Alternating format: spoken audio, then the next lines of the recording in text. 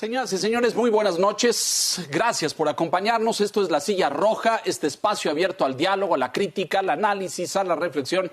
Sean todos ustedes bienvenidos. Gracias por acompañarnos. El día de hoy recibimos a Bernardo González, quien preside la AMAFORE, la Asociación Mexicana de Afores, de estos fondos para el retiro, que hoy es el tema en debate, entre otros varios, por cierto, porque están los fideicomisos y están otros temas en debate en los últimos días en la Cámara de Diputados y en la Corte. Bernardo, bienvenido. Un gusto enorme que nos acompañes. Muchas gracias. Al contrario, un placer estar aquí con ustedes, Leonardo. Qué gusto saludarlos. Muchísimas gracias. Don Enrique Quintana, muy buenas noches. ¿Qué tal? Buenas noches a todos. Bienvenido, Bernardo. Gracias, Enrique. Don Víctor Piz, buenas noches. ¿Qué tal, Leonardo? Buenas noches. Saludos a todos. Bernardo, bienvenido. Gracias, Víctor. Ya hablaremos a lo largo de este espacio. Afortunadamente tenemos tiempo, Bernardo, para abordarlo todos los puntos y a profundidad de si era necesaria o no y se requería una reforma al sistema de pensiones. Ya abordaremos eso, que tal vez sea de los temas centrales y de fondo, pero cuando el PT presenta su iniciativa para tomar control de las Afores, traer los fondos, ponerlos en manos de una institución del Estado, etcétera, Morena dijo que era muy radical y la rechazó. Y después se presentó una segunda iniciativa ahora por parte del Ejecutivo para modificar el sistema de pensiones, que pues todo indica que pues va a ser la que muy probablemente quede. ¿Qué visión tienen ustedes desde la Asociación Mexicana de Afores? ¿Cómo ven este proceso de reforma? ¿Hay ventajas para los ahorradores o para la administración de fondos de pensiones? Te escuchamos. Gracias, Leonardo. Sin duda lo vemos como una gran noticia. Es una iniciativa que parte de un acuerdo entre el sector privado, el Congreso del Trabajo y, por supuesto, el Gobierno de la República, y que lo que busca, en resumen, Leonardo, es que más trabajadores mexicanos tengan mejores pensiones. ¿Cómo? Lo que se está planteando es que la pensión de los trabajadores pudiera incrementarse de una perspectiva del 30% del último sueldo hasta un 70% en promedio, esto para toda la base de trabajadores, pero particularmente quienes se ven beneficiados porque es una reforma progresiva son quienes menos ganan, Leonardo. Se estaría en algunos casos en trabajadores de entre 1 y 3 salarios mínimos, estarían teniendo tasas de reemplazo, que es esta proporción que te decía del monto de pensión sobre el último ingreso percibido, de alrededor del 90-100%. Entonces, evidentemente es una gran reforma que le va a dar más pensión a los trabajadores. Y el otro elemento que te decía es que un mayor número de trabajadores pueda tener pensión. Hoy la expectativa es que solo 30% de los trabajadores mexicanos alcanzaran el número de años necesarios de trabajo, Leonardo, para alcanzar una pensión. Esto es, que el monto acumulado de ahorro en su Afore pudiera ser suficiente para poder tener una pensión, una renta vitalicia o un retiro programado. Lo que está pasando con la reforma es que en lugar de solo 30%, entre un 80 y 90% de los trabajadores, Leonardo, podrán acceder a la pensión. Entonces, obviamente es una transformación profunda que beneficia claramente a los trabajadores afiliados al Instituto Mexicano del Seguro Social. Yo te diría que es un gran primer paso para modernizar nuestro sistema de pensiones, que tenía pues, por lo menos unos 23 años de no tener una transformación de fondo. Por lo que escucho, lo ven de forma positiva y favorable. Explícanos cómo, Bernardo, pasan de ese 30% de los trabajadores que cuentan con la protección de la Afore y que hacen depósitos para su fondo de retiro a un 80 o 90. ¿Cómo se hace esta modificación para darle cobertura a tantos mexicanos? Mira, particularmente comentaba que se necesitaban 24 años, Leonardo, de cotizaciones en un empleo formal. Nos referimos a un empleo que tenga prestaciones sociales para poder alcanzar la pensión. La propuesta de reforma lo que establece es una disminución en ese número de semanas de años, de 24 años a 15 años o 750 semanas.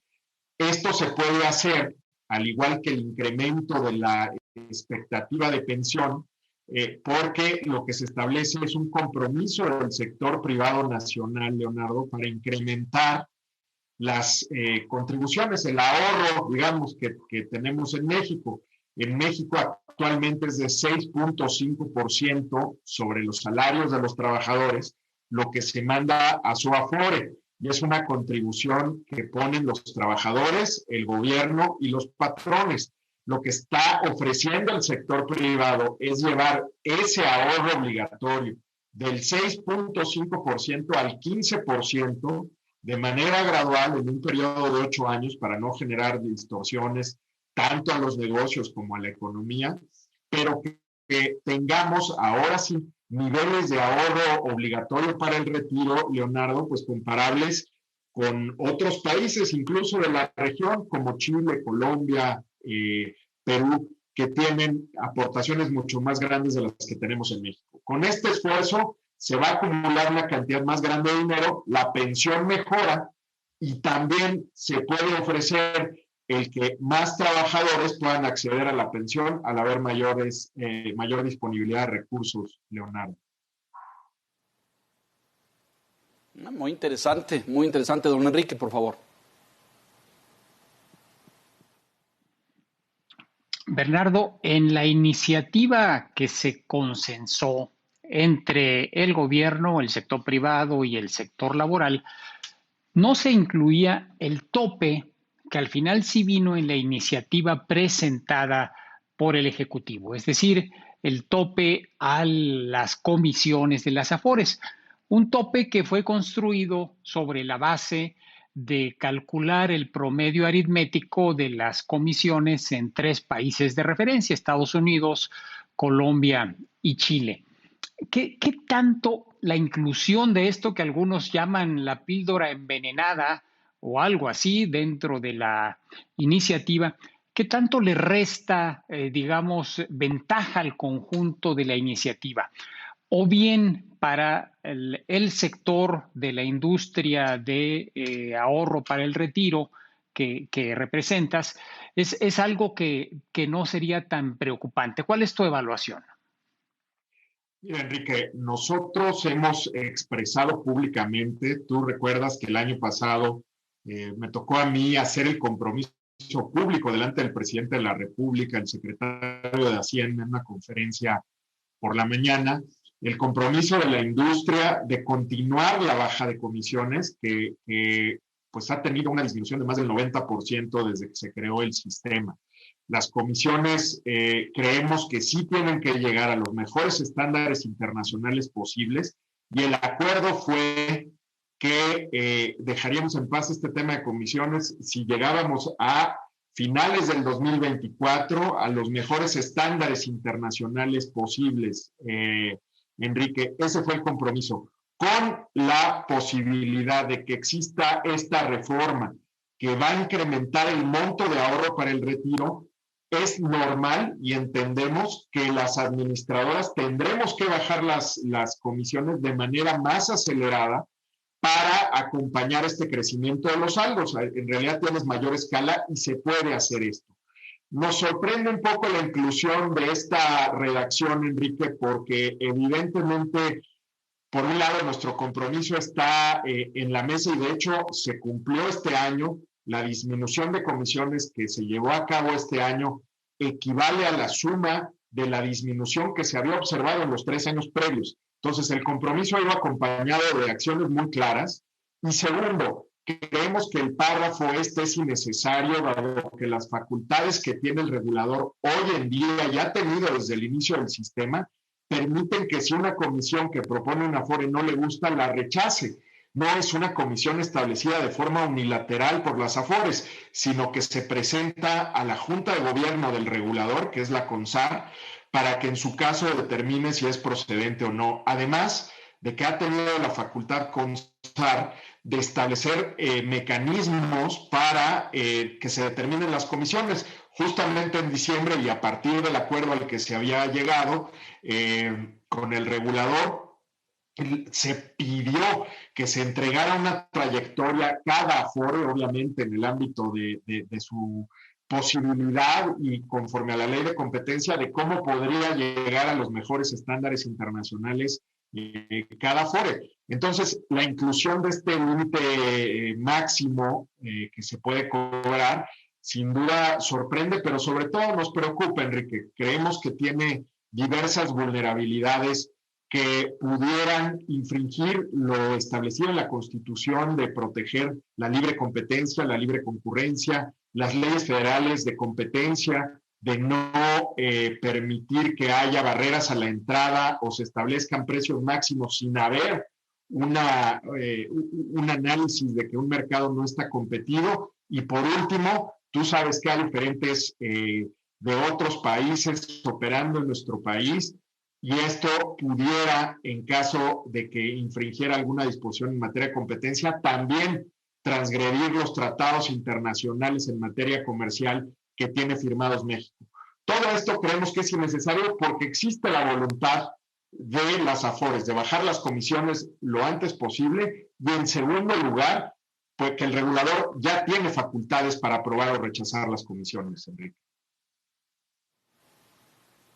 La baja de esta comisión, Bernardo, había yo visto ahí algunas cifras de 0.90 y tantos a 0.50 y tantos. ¿Es como de qué? ¿Del 30, del 35% en la baja de la comisión? Sí, Leonardo, hoy la comisión promedio que se cobra en el sistema, que es además, hay que decirlo, el único ingreso que tienen las AFORES, no son entidades que intermedien recursos. En realidad aquí el único ingreso es la comisión está en 0.92, lo que establece el proyecto de reforma es que tendría que disminuir al promedio simple de los tres países que comentaba Enrique, Estados Unidos, Chile y Colombia, y ese 0.54 es casi de llevar los ingresos a la mitad. No se establece en qué momento, pero de hacerlo abruptamente podría generar también efectos muy importantes en algunas administradoras, tal que las llevara a números rojos, ¿no? ¿Y la propuesta es ir haciendo esto gradualmente, Bernardo, no de un solo golpe? No, lo que establece el proyecto, Leonardo, es que tendría 30 días la Junta de Gobierno de CONSAR para emitir disposiciones para que se aplique la bajada de comisiones a los niveles que establece la ley. No se establece el tiempo, pero sin duda pues lo deja al arbitrio y con cierta incertidumbre jurídica a las AFORES sobre cómo se implementará. Entonces también implica, además de las posibles transgresiones a los preceptos legales, también podría generar incertidumbre y estos efectos económicos inmediatos, ¿no? Les preocupa este punto en particular, supongo, ¿no? Absolutamente, Leonardo. Y de nuevo, más preocupa porque había un acuerdo, una manifestación pública de nuestra voluntad de bajar comisiones y las facultades que ya comentaba con las que hoy cuenta el regulador, ¿no? Importante. Tenemos que hacer una pausa aquí, pero regresamos, Enrique, Víctor, después de mensajes para continuar con este diálogo. Volvemos.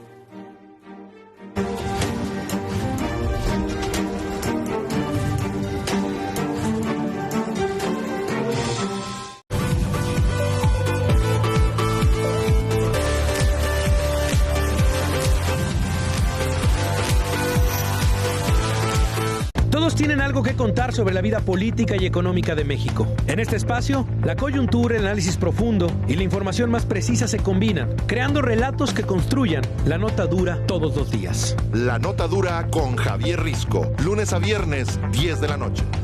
El Financiero Bloomberg, información con poder.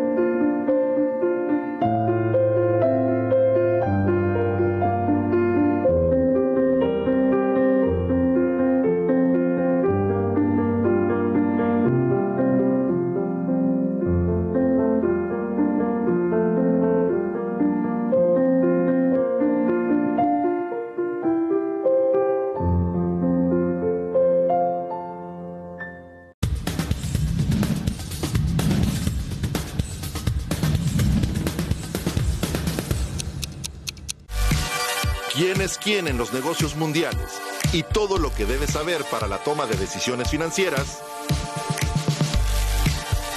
Bloomberg Surveillance. Lunes a viernes, 3 de la mañana. El Financiero Bloomberg. Información con poder.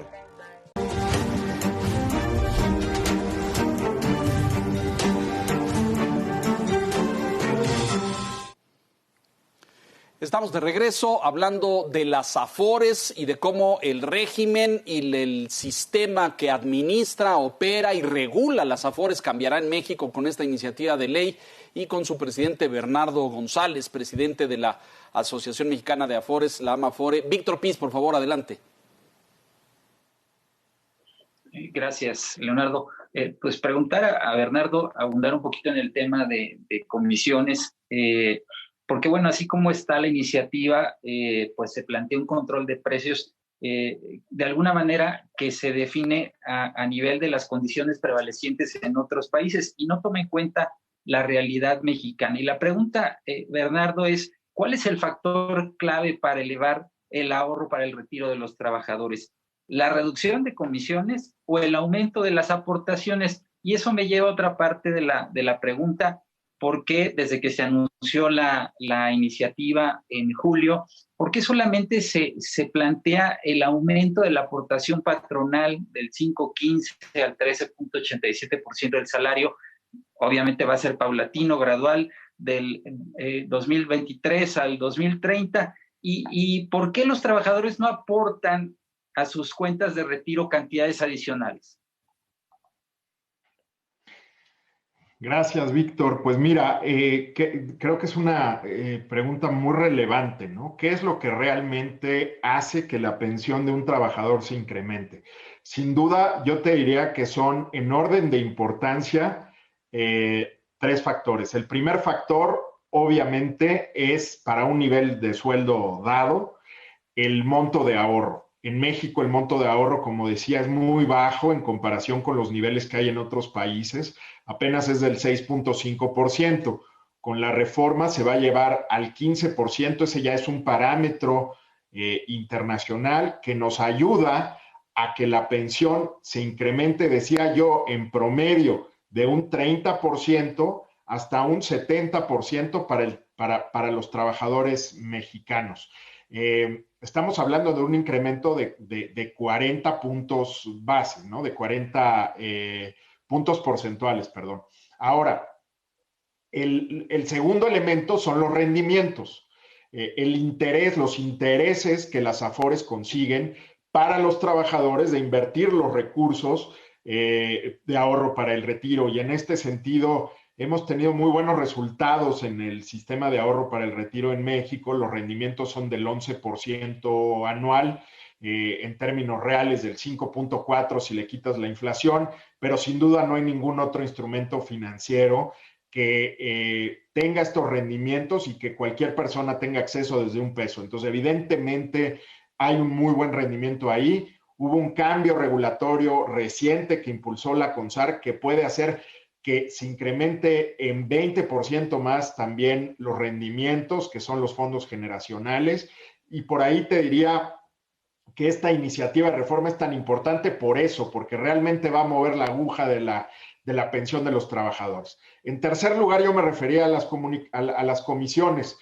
Si las comisiones bajaran, como se está planteando en la iniciativa, de un promedio hoy de 0.92% por saldo, es decir, 92 centavos por cada 100 pesos que se administran de saldo, a 0.54% o 54 centavos, en realidad, para un trabajador que empezaría a trabajar hoy, Víctor, por 20 años de carrera laboral, tendría un ahorro adicional para el retiro de entre el 4 a 6%. Y eso es para alguien que empieza hoy, alguien que obviamente ya está trabajando.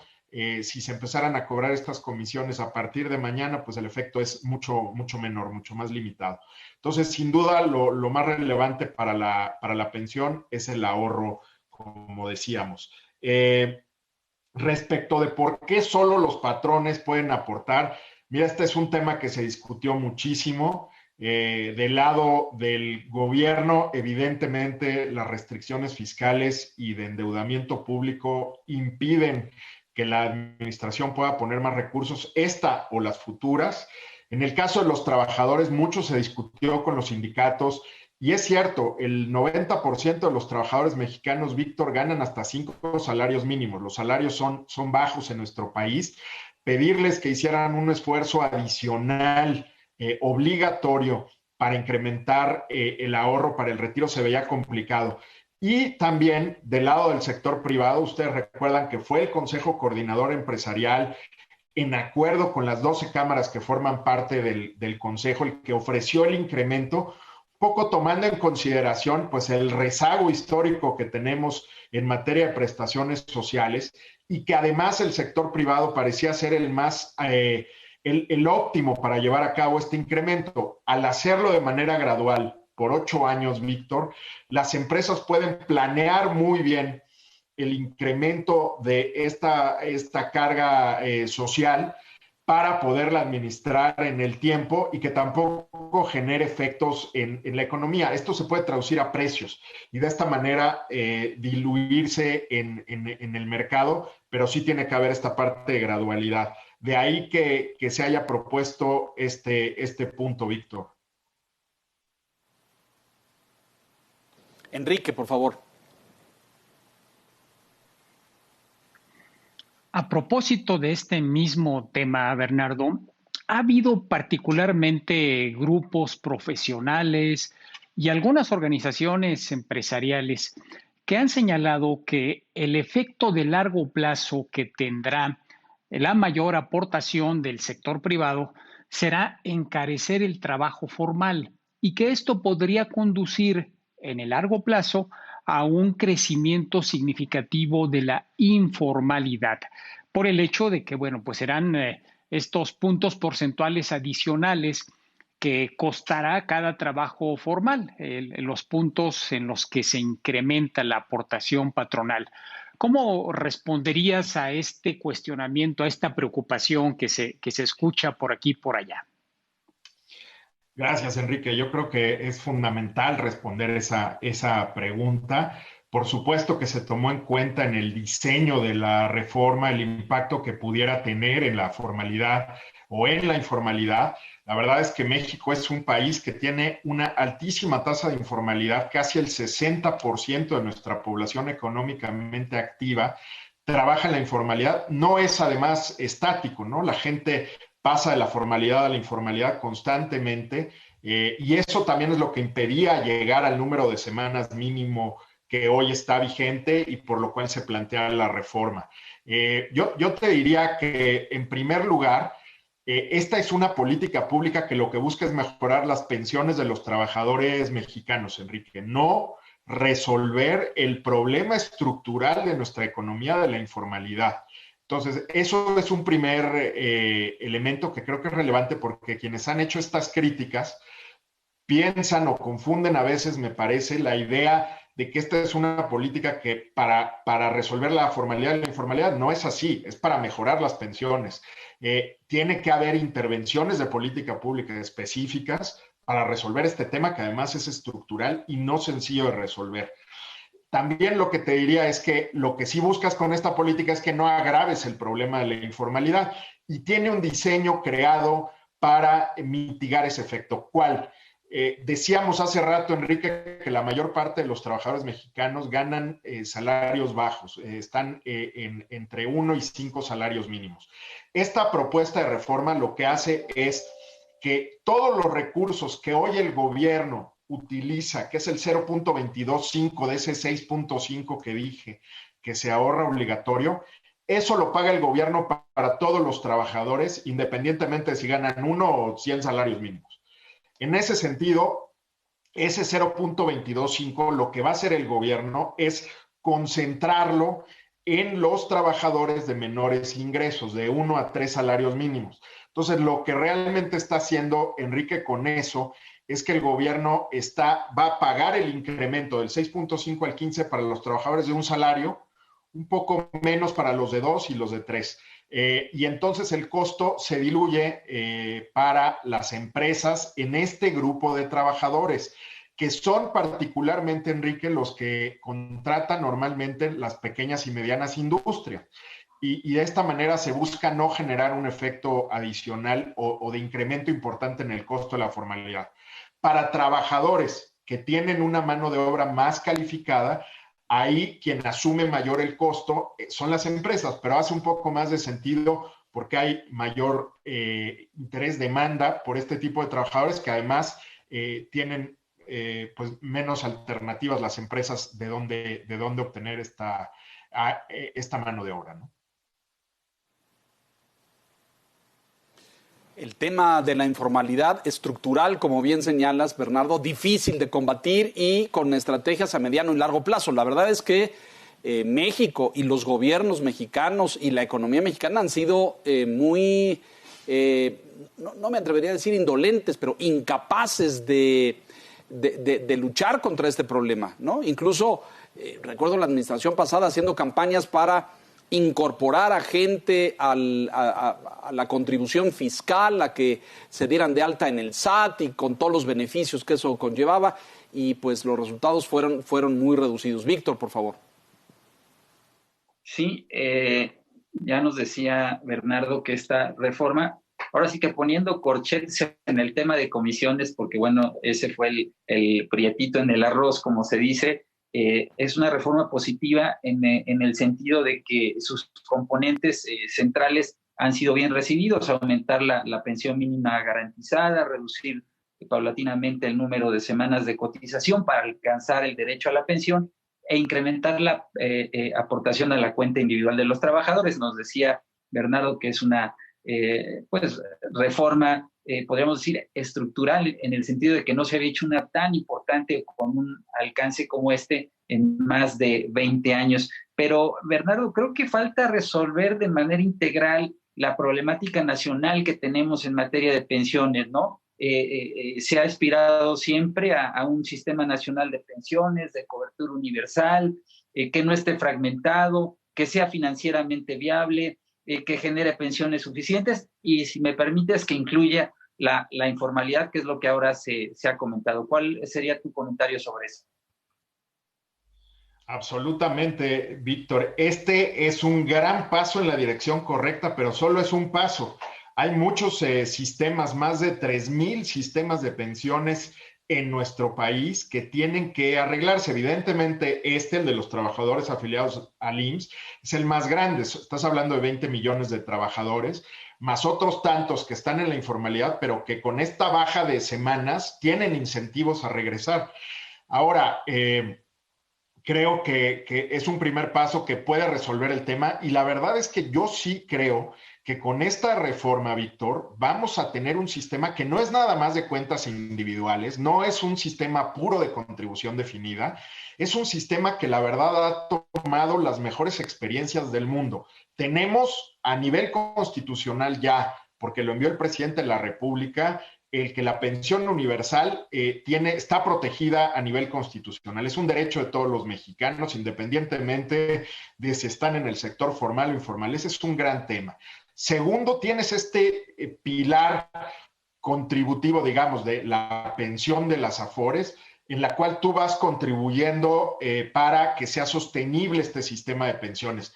Pero en caso de que no tengas el monto suficiente de dinero ahorrado, pero sí las semanas de cotización y la edad, tienes un beneficio definido, una pensión de beneficio definido, una garantía que te da el gobierno por haber cotizado ciertos años y ciertas semanas al sector formal.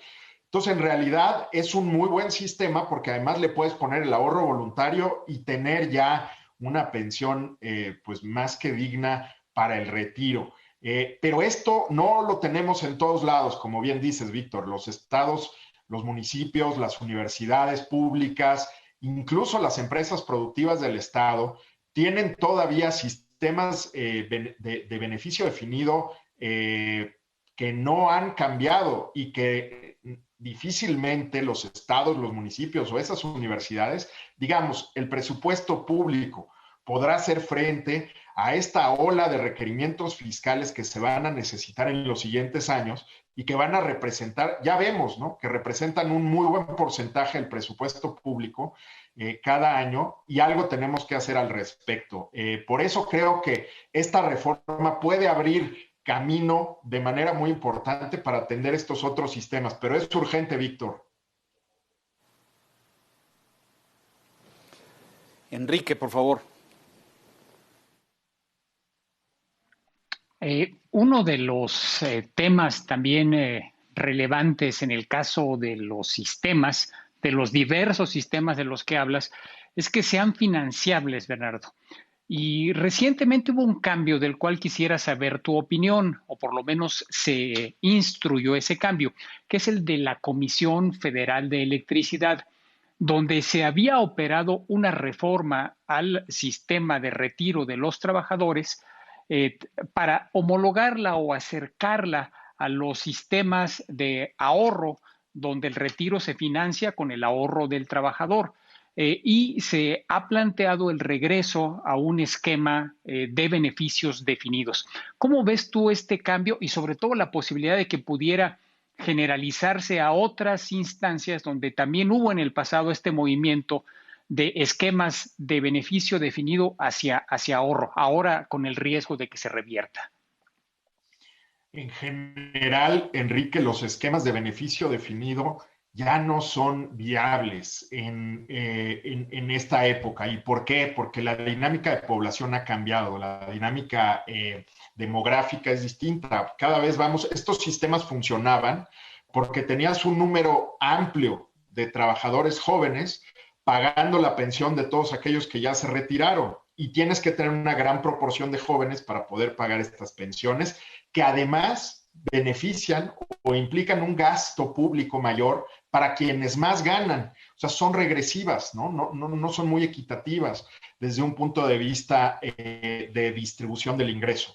Estos mecanismos, por lo tanto, han sido sustituidos por sistemas como el de ahorro para el retiro, en el que cada trabajador aporta, se invierte en sus recursos. Lo que le faltaba a este sistema es justo la reforma que estamos haciendo, que haya suficiente ahorro para que la pensión realmente logre financiar una buena vida en el retiro. Pero estos sistemas ya no funcionan, Enrique, y además son una carga altísima para el gobierno en términos de fiscales, pero además son regresivos, beneficias a quien gana más y no a quien gana menos, a diferencia de la reforma que estamos haciendo, que, como yo comentaba, concentra el apoyo en los trabajadores de menores ingresos. Creo que sí se tiene que evaluar muy bien, porque si no tenemos cuidado, esos costos, que eran los que se habían tratado de evitar en el caso particular de la CFE y de Pemex, pueden incluso representar cargas gravísimas para el gobierno y que lo lleve a un camino de endeudamiento. En fin, tienen que revisarse, sin duda, Enrique. Y no le toca a la Mafor, es importante decir, porque ustedes agrupan pues a los trabajadores afiliados al IMSS, a los trabajadores en general, no a empresas del Estado, como en este caso Pemex y CFE, que tienen sus propios parámetros. ¿Lo entiendo correctamente? Es correcto, Leonardo. Efectivamente, nosotros administramos las pensiones de los trabajadores afiliados al Instituto Mexicano del Seguro Social, a los trabajadores afiliados al ISSSTE, a los trabajadores al servicio del Estado, y a quien quiera abrir una cuenta de Afore para hacer aportaciones voluntarias. Pero estos sistemas son de beneficio definido, están obviamente definidos en los estatutos y en los contratos colectivos de trabajo de las distintas empresas, universidades del país, públicas, y ahí requieren obviamente una intervención, incluso cambios a nivel de constitución estatal, o en este caso los contratos colectivos de las empresas productivas del Estado. Claro. Tocas uno de los puntos que tiene también, según información que conocemos, focos rojos enormes, que son los sistemas de pensiones de las universidades públicas, que también tienen un sistema prácticamente estrangulado, porque ya no hay financiamiento que alcance para cubrir esas pensiones. Pero vamos a hacer una pausa aquí, vamos a mensajes y regresamos enseguida. Gracias, Bernardo.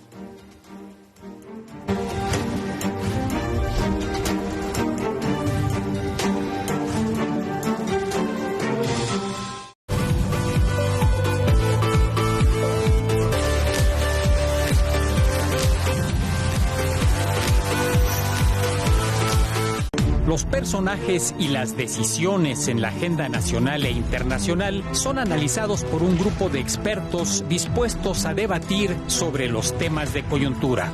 Al cierre, lunes a viernes, 9 de la noche.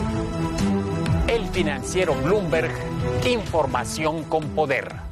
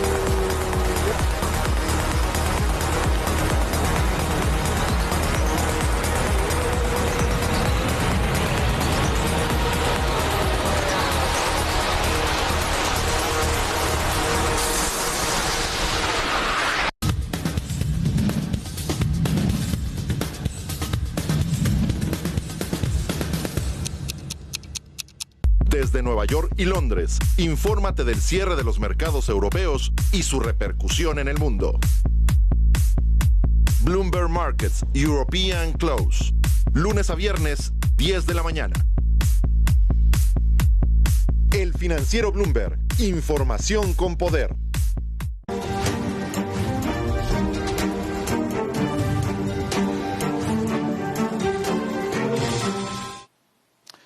Bernardo, flotaba sobre el ambiente, la discusión política, sí la legislativa, la parlamentaria, pero también en otros círculos de economistas, la sombra de que el gobierno mexicano quería tomar control sobre los recursos de las Afores en su totalidad. Con esta reforma de la que hemos estado hablando, esa sombra se desvanece por completo, las Afores siguen sólidas, firmes, garantizadas con esta nueva reforma, y los ahorros de los trabajadores están totalmente protegidos, Bernardo.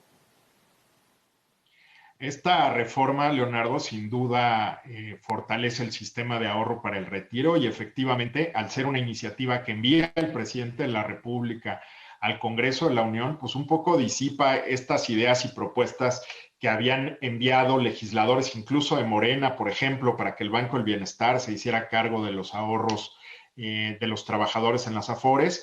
Está este otro planteamiento bastante serio de parte del Partido del Trabajo, de que sean nuevamente el Instituto Mexicano del Seguro Social y el ISSSTE quien se encargue de la administración de las pensiones, es decir, que tomen los ahorros de las Afores, pero creo que el presidente de la República obviamente está mandando un mensaje claro de fortalecer el sistema de ahorro para el retiro.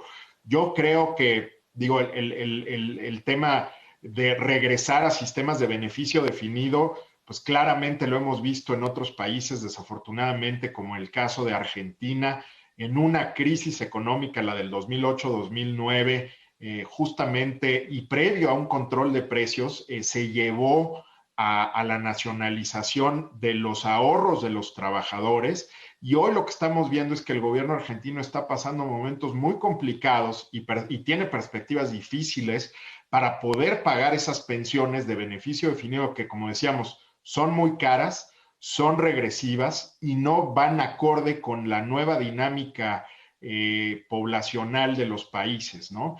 Entonces, claramente por estos factores, pues la administración está mandando un mensaje claro en este sistema, pero sin duda, como platicábamos hace rato, Leonardo, pues tenemos que revisar otros esquemas de pensiones que existen en nuestro país, y de todos modos pues continuar fortaleciéndolo, que ha ayudado mucho, Leonardo, hay que decirlo, a que haya prudencia fiscal, que haya responsabilidad en las finanzas públicas, que el gobierno mexicano tenga financiamiento de largo plazo en moneda nacional y con tasas de interés pues muy competitivas, cosa que, si te recordarás, en el 94, cuando fue la crisis económica, no teníamos, y fue uno de los causantes precisamente de la crisis. El gobierno tenía que estar refinanciando su deuda cada semana para poder hacer frente a los pagos, ¿no?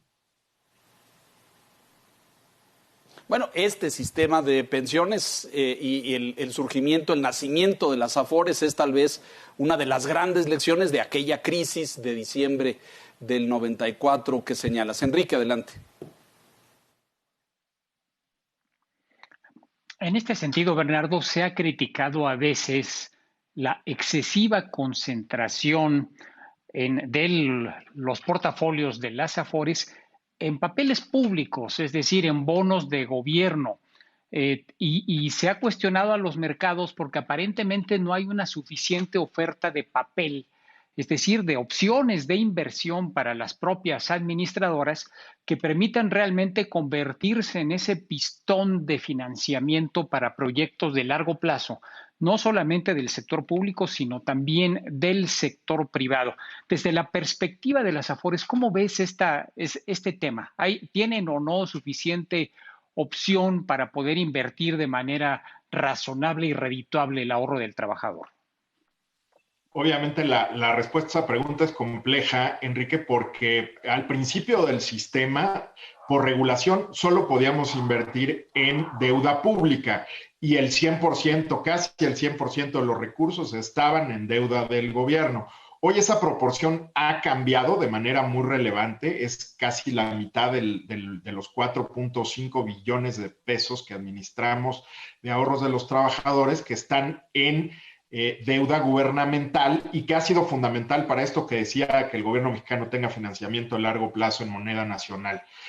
Sin embargo, también ha sido una evolución en paralelo del mercado de valores y es uno de los beneficios también del sistema de ahorro para el retiro, el que se han creado nuevas clases de activos que antes no teníamos, Enrique.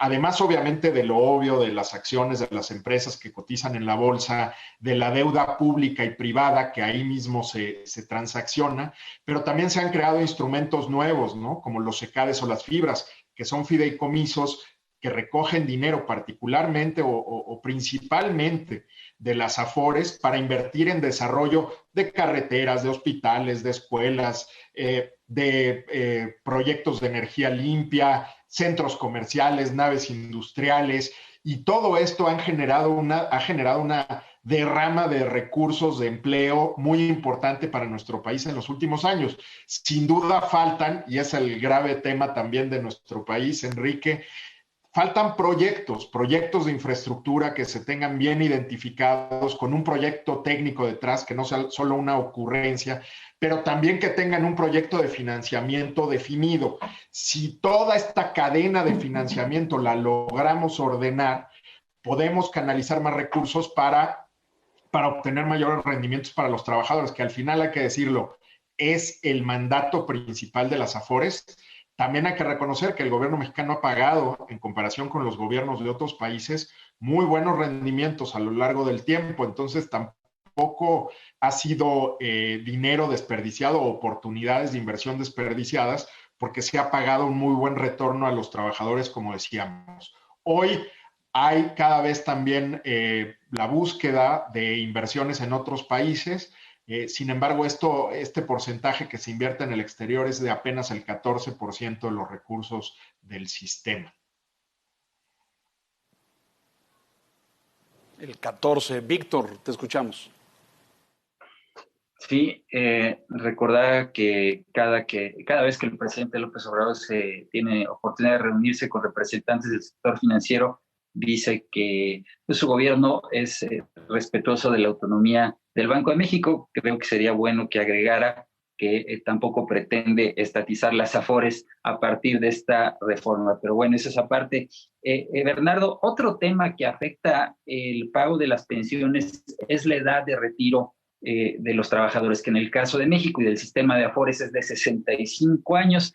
Aumentarla a 68 años, por ejemplo, sería responder al cambio demográfico, porque pues estamos viviendo más años en promedio. El problema es que este tema se volvió prohibido, ¿no? Prácticamente no se puede hablar de él. Y no digo en México porque no hemos llegado a esa discusión en otros países, ¿no? Donde ha habido incluso revueltas sociales, derrocamiento de gobiernos en Europa, en Centro, Sudamérica. ¿Cuál es tu opinión de este tema? Es un asunto sumamente polémico, pero yo te diría que en el caso del sistema de ahorro para el retiro no es tan relevante, Víctor. Creo que es muy relevante para los sistemas de beneficio definido y por eso ha generado tanto ruido a nivel internacional, ¿no? Porque países que tienen todavía estos sistemas en los que te llevas una pensión muy generosa, pues obviamente lo que están buscando es que la edad de retiro, y además la paga el gobierno, que la edad de retiro pues sea cada vez mayor, también por un tema fiscal, y sí, porque le cuesta al gobierno más dinero el pagar la pensión por más años porque vivimos más.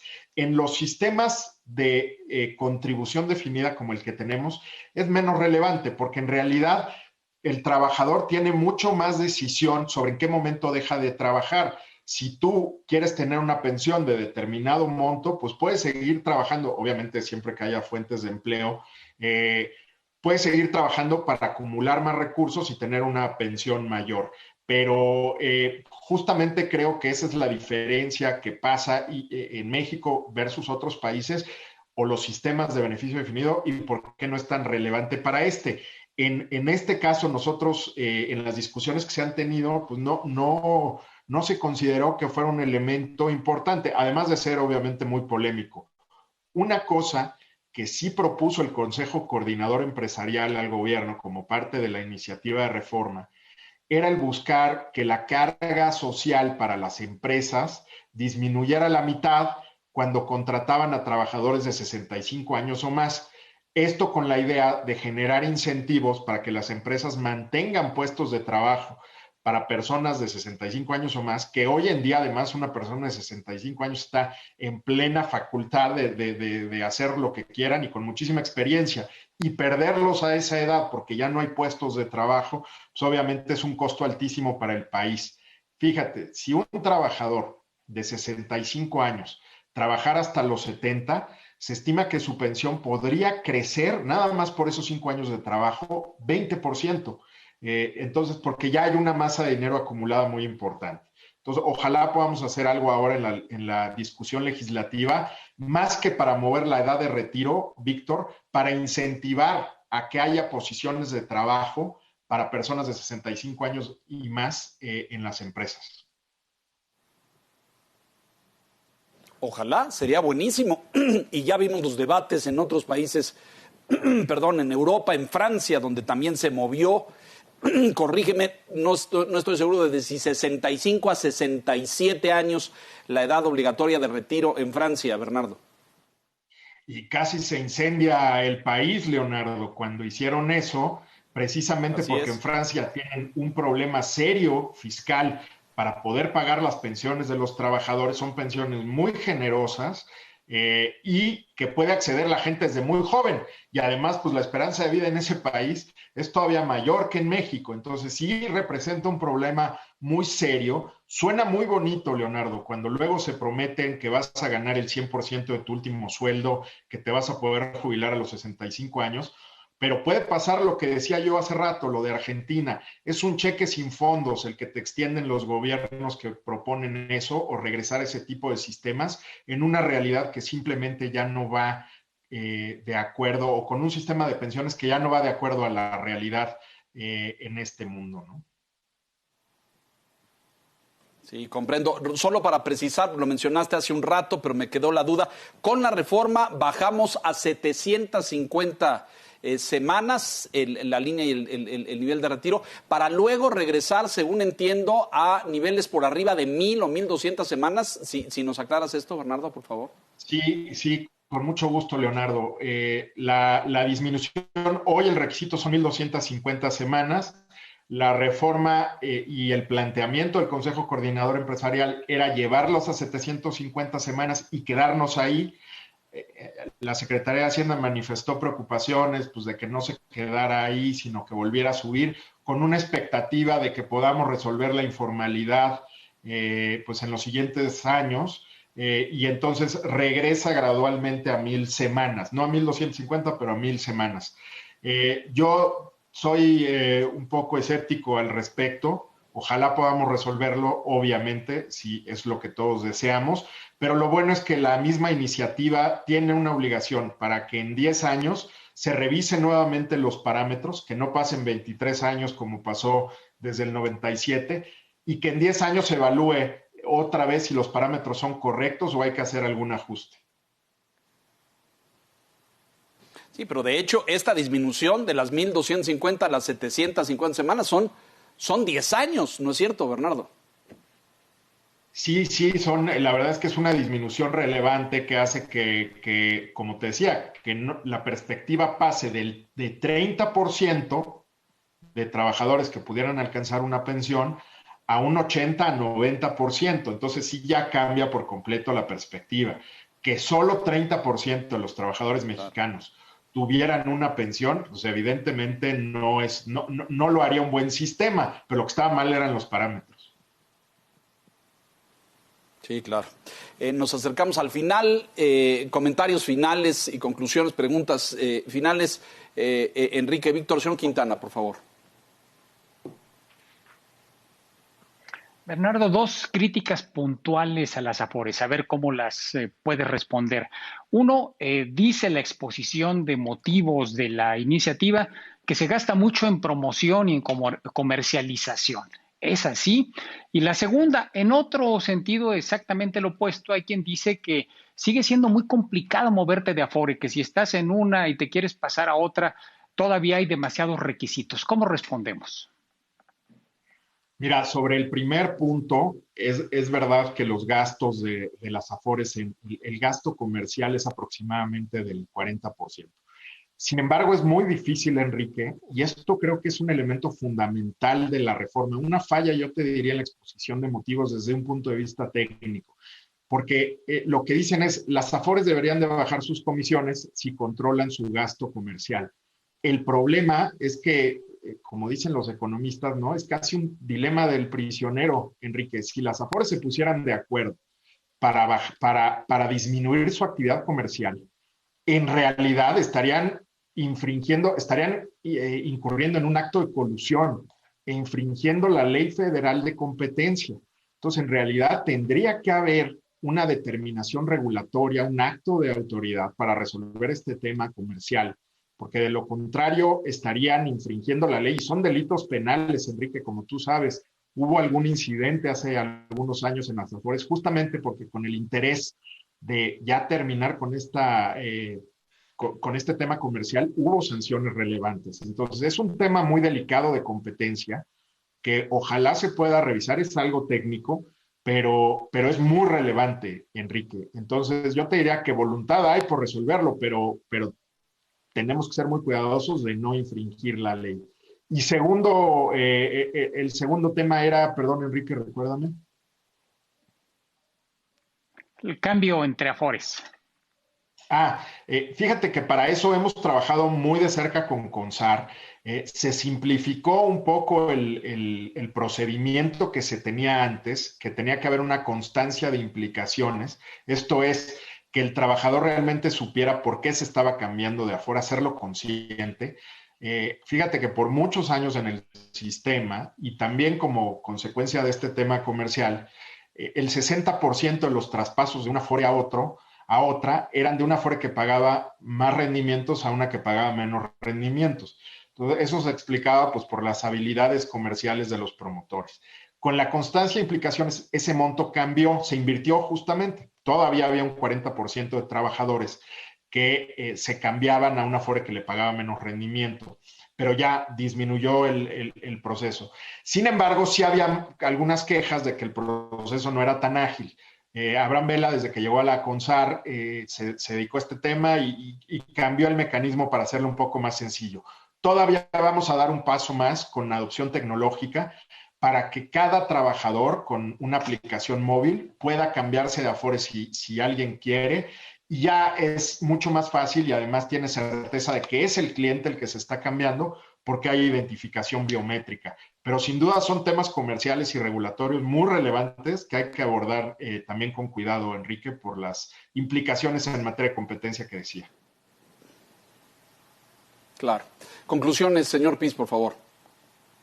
Sí, pues agradecer a Bernardo su presencia esta noche y bueno, pues sí, creo que en la línea de lo que preguntaba Enrique, hay que promover una mayor competencia para que las comisiones puedan reducirse, pero también creo que hacen falta medidas regulatorias que permitan eliminar este tipo de rigideces que existen por el lado de la demanda. Y gracias, Bernardo, porque nos ayudaste a entender mejor esta iniciativa. Al contrario, muchas gracias, Víctor, y qué gusto saludarte, ¿eh? Enrique, por favor. Pues de entrada, qué bueno que hay información, Bernardo, porque a veces nos falta conciencia del tema del retiro. Es algo de lo que no nos gusta hablar en México. Así que gracias por poner sobre la mesa y ayudarnos a ver los diferentes vértices de este problema, que es uno de los mayores y lo va a hacer todavía más en los próximos años. Bienvenido, como siempre. Al contrario, Enrique, muchas gracias. El espacio es muy importante justo para dar esta información que luego no se da a conocer tanto. Muchas gracias. Te agradecemos mucho, Bernardo González, presidente de Amafore, tu disposición y tu apertura para abordar estos temas. Coincido con lo que dice Enrique, difundir y promover la cultura del ahorro y de la pensión, porque luego tenemos un problema serio en México de gente que llega a los 65, 68, 70 años, se queda sin trabajo y no tuvo la previsión de construir un fondo retiro. Bernardo, te agradecemos mucho y seguiremos en comunicación. Muchas gracias, Leonardo. Gracias por el tiempo también a ustedes. Me dio mucho gusto. Hasta luego. Muchísimas gracias. Señor Piz, buenas noches. Señor Quintana, buenas noches. Y gracias a usted por la gentileza de habernos acompañado en La Silla Roja, aquí puntualmente la semana entrante. Hasta entonces, gracias.